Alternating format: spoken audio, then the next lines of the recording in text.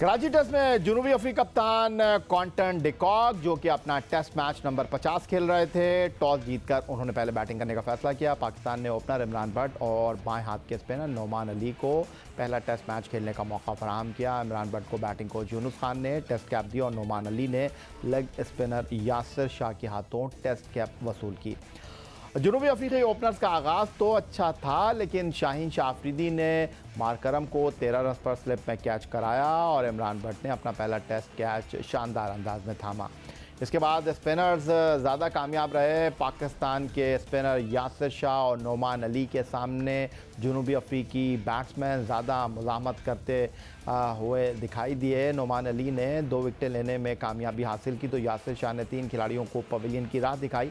शाहीन शाह अफरीदी ने 2 और 2 साल बाद टेस्ट क्रिकेट में वापस आने वाले हसन अली ने एक खिलाड़ी को आउट किया। जनूबी अफ्रीका की टीम पहली इनिंग में 220 रन बनाकर आउट हो गई। जनूबी अफ्रीका की जानिब से सिर्फ डीन एल्गर 58 रन बनाने में कामयाब रहे। 69.2 ओवर के खेल में टॉस जीतकर पहले खेलते हुए जनूबी अफ्रीका की टीम डीन एल्गर के 58 रन के साथ 220 रन तक महदूद रही। वापस चलेंगे एक बार फिर लाहौर, जहां हमारे साथ मौजूद है टेस्ट स्पिनर अब्दुल रहमान साहब। रहमान, अगर जनूबी अफ्रीका की बैटिंग को हम देखें तो जनूबी अफ्रीका के जो बैट्समैन थे उन्होंने बैटिंग तो पॉजिटिव अप्रोच के साथ की, स्कोर बोर्ड उन्होंने चलाया, लेकिन वो जो उनकी विकेटें गिरने का सिलसिला था वो नहीं रुक सका। फिर उसके बाद अगर मैं बात करूं खाने के वक्फे पर 94 फॉर 2 थे, एक अच्छा स्टार्ट कह सकता हूं 26 ओवर के खेल में, लेकिन यहां किसी को उम्मीद नहीं थी कि जनूबी अफ्रीका की टीम जो है वो 220 रन तक महदूद रहेगी। उनकी आखिरी कुछ 8 विकेटें 127 रन का स्कोर में इजाफा कर सकें, 126 रन का। तो इसको आप किस तरह देख रहे हैं? टीम वर्क पाकिस्तान का या जनूबी अफ्रीका के खिलाड़ियों की गलती इसमें आपको ज़्यादा दिखाई दे सकती है? क्योंकि वो कहते हैं ना कि कुछ शहर के लोग भी जालिम थे, कुछ ख़ुद को भी मरने का शौक़ था। वेंडर डोसन और टम्बा बुवामा जिस तरह रन आउट हुए, उसके बाद तो कुछ बचता नहीं है।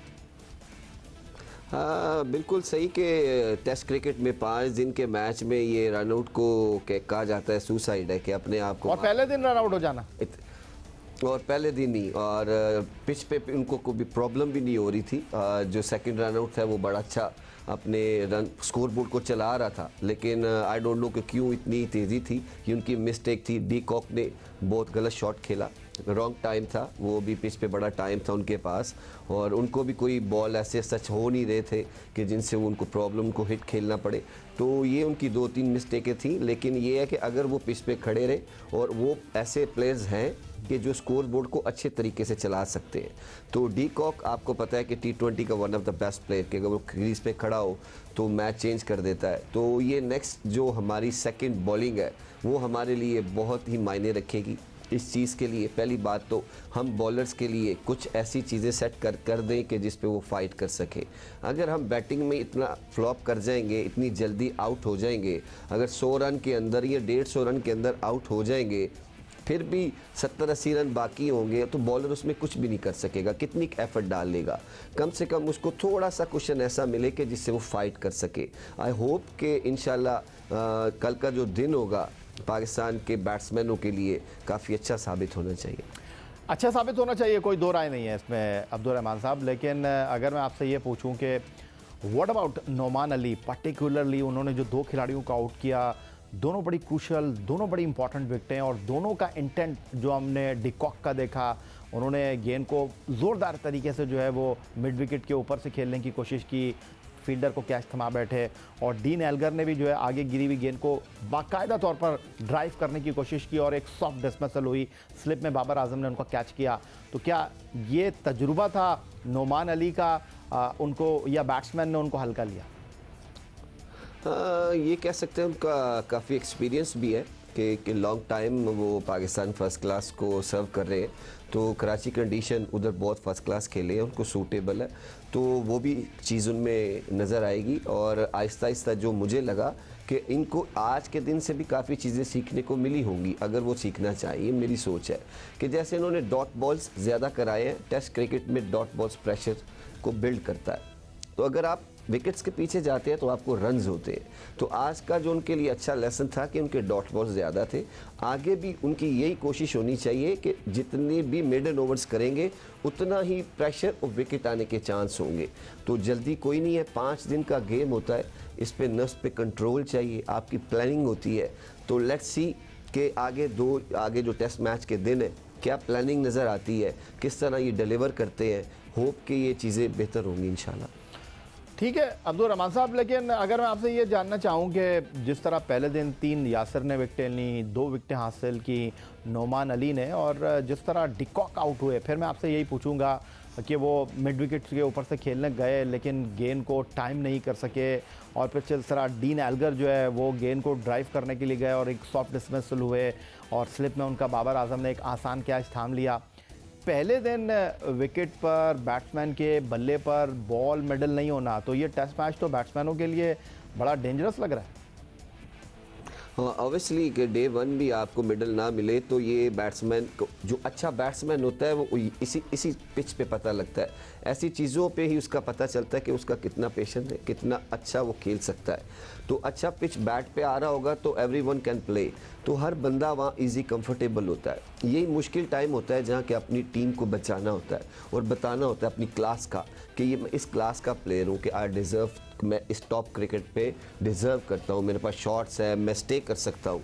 तो यही टाइम है। डी कॉक ने बड़ा बैट शॉट खेला, वो टाइम नहीं था, और ऊपर से कैप्टन थे और उनको दुख भी बड़ा हुआ कि उन्होंने नुमान को कुछ रिलैक्स ले लिया कि बड़ा आसान है कि इसको हिट मार लेना, और बॉल भी उनके बड़ा क्लोज था। एल्गर भी यही था कि रन्स ढूंढ रहा था, किसी तरीके रन्स कर लूँ नुमान को, वो इवन वो खेलते रहते तो बड़ा इजी था उनके लिए, लेकिन आई डोंट नो कि why they play the shots. So hope कि पाकिस्तान बैटिंग इन चीज़ों पे फोकस रहेगी कि अपने आप अपनी इनिंग्स बिल्ड करने की कोशिश करे। जितना डॉट बॉल्स का कोई प्रेशर नहीं है टेस्ट मैच में, अभी तो 1 दिन हुआ, अभी 4 दिन बाकी है। तो अगर कुछ लोग सोचते हैं कि डॉट बॉल खेलने से प्रेशर बिल्ड हो जाता है तो रन्स भी मिलते हैं, तो जितना क्रीज में रहेंगे उतना बेहतर रहेगा। 69.2 ओवर्स करवाए बाबर आजम ने अपने बॉलर से, और कौन बॉलर किस तरह इस पहली इनिंग में बॉल करता हुआ दिखाई दिया, एक चार्ट हमने आपके लिए तैयार किया, वो आपको दिखाते हैं, फिर रहमान की तरफ चलेंगे। ये जनाब स्क्रीन पर आपके सामने 11.2 ओवर्स में 49 रन देकर 4.32 के इकॉनमी रेट के साथ 2 विकटें शाहीन ने हासिल की। हसन अली ने 14 ओवर में 61 रन देकर 4.36 के इकॉनमी रेट से 1 विकेट हासिल की। फ़हीम अशरफ ने 5 ओवर में 12 रन दिए, 2.4 उनका इकॉनमी रेट रहा, विकेटलेस रहे। नोमान अली अपना पहला टेस्ट मैच खेल रहे थे, 17 ओवर 38 रन, 2.24 उनका इकॉनमी रेट, 2 विकटें। और यासिर शाह 22 ओवर 54 रन, 2.5 उनका इकॉनमी रेट और 3 विकटें उन्होंने हासिल की। हसन अली कुछ यहाँ पर स्ट्रगल करते हुए दिखाई दिए, 2 साल के बाद टेस्ट क्रिकेट में वापस आ रहे थे, और पहले सेशन में जिस तरह जनूबी अफ्रीका के बैट्समैन हसन अली या फिर शाहीन शाह अफरीदी को खेले, उसने मेरा ख्याल है जनूबी अफ्रीका की टीम को 220 तक ले जाने में बड़ा इंपॉर्टेंट रोल प्ले किया। और आप समझते हैं कि कुछ 30-35 रन जनूबी अफ्रीका ने पहली इनिंग में ज़्यादा बना लिए? जी बिल्कुल, ऐसे मैंने आपको पहले भी कहा है कि जब हमने जो विकेट्स अगली ले ली थी डी कॉक की और एल्गर की, वहाँ हम उनको ग्रैब कर सकते थे। ये मैंने पहले भी आपको कहा कि हमने बीच में मिस्टेक्स की हैं, वहाँ हम विकेट्स लेने चले गए हैं, अपनी फोकस हट गया था हमारा उधर से कि हम इनको बड़ी जल्दी आउट कर लेंगे।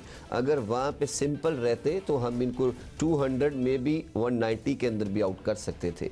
तो ये चीज़ें लर्निंग में, और ये इस इनिंग से सीखना चाहिए कि आगे क्या करना है। और उम्मीद करता हूँ कि पिच सूटेबल है हमारे लिए, हमारे पास बड़ी ऑप्शंस हैं। हमारे पास हसन अली, जैसा आपने कहा कि उसको 2 साल काफ़ी देर के बाद टेस्ट मैच है, टेक टाइम, कि आप जब कम बैक करते हैं तो उसमें थोड़ा सा वक्त लगता है आपको, उस कंडीशन में आपको उस चीज़ों में मिक्स होने के लिए। लेकिन आज अच्छा रन आउट किया उन्होंने, उससे उनका कॉन्फिडेंस काफ़ी बिल्ड हो जाएगा। फील्डिंग भी ऐसी चीज़ है कि जो आपको बड़ा कुछ दे देती है अंदर। अगर आप अच्छी फील्डिंग कर रहे हो तो बॉलिंग में भी बड़ा मज़ा आ रहा होता है आपको। तो ये काफ़ी इंशाल्लाह उम्मीद है कि पाकिस्तान बैटिंग, मेरी यही आपसे बार बार है कि पाकिस्तान बैटिंग अगर थोड़े से रन बना लेती है, 225 के करीब भी हम ले जाते हैं, तो हमारी बॉलिंग ऐसी है कि हम इस टेस्ट मैच को पकड़ लेंगे इंशाल्लाह।